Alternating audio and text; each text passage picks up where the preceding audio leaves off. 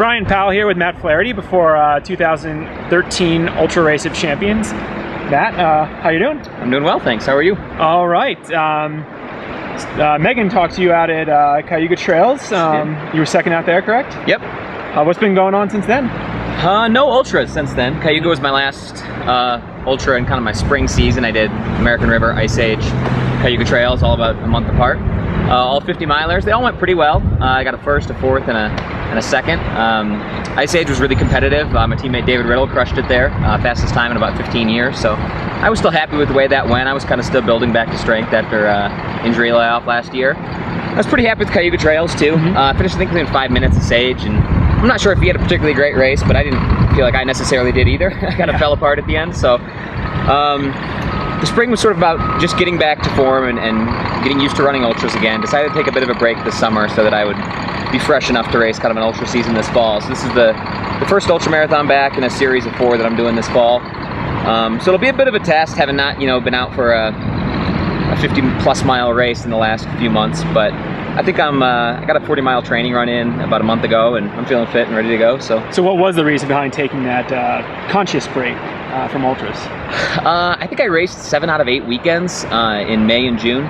Only 2 ultras, but I was racing half marathons at 10 miles. I actually set PRs at both those distances, and was just racing too much. Didn't get any training in, essentially because of it. I was just, recovering from one race and maybe getting a light workout in and then racing the next one. So I was starting to feel a little run down. I felt like I really needed a break just to get some higher mileage in and work on some weaknesses that were starting to develop. I felt like I needed to work on my climbing a bit, so I actually moved out of Chicago and down to Bloomington, Indiana, where I went to law school. And there's it's no mountains, but it's hilly, so I can start working on my hill strength again and a little bit of technical ability on single track and that sort of thing. So just a training break to kind of get ready for the fall season. What does your kind of peak training look like? What is a given week? I'm still building up. I would say ideally in like the 90 to 100 mile range right now.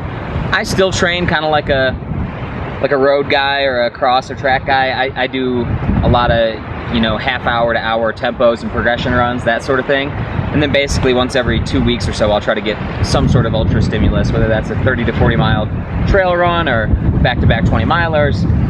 So in general my training's not a whole lot different than it was even before I started running ultras. But yeah, decent amount of mileage. Try to keep some workouts going to keep that aerobic strength building. Yeah. Did you do some racing this summer? I think just one race. I did a 10K back in my hometown of Springfield, Illinois. Kind of low-key, but it's kind of a classic race in that town.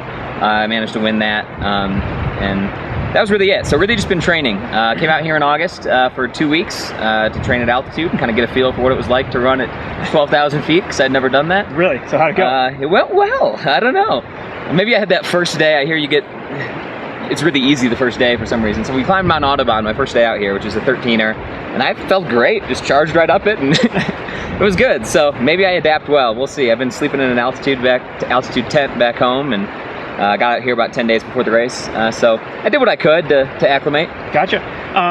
So you've been mostly focusing on your ultra training, but you had PRs in shorter road distances, which you used to train for specifically. What do you think you owe that to?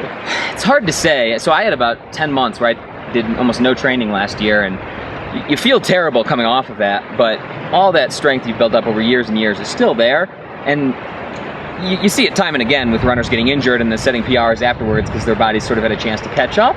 Not that I think I was really overtraining or anything in the past, but my best guess is just sort of accumulated strength led to a jump in fitness, and I managed to, they weren't super short distances where like 5K where you'd have to train fast for it. It was 10 miles, half marathon, which is really close to your anaerobic threshold pace, and if you're getting stronger, those times are going to get faster. So nice. So you're, compared to some of the people at the front of this race, you've had some great results, but you're a little more out of the spotlight. And you also don't have any pressure from being part of a series. You get to run your own race this weekend. Do you think that's an advantage for you?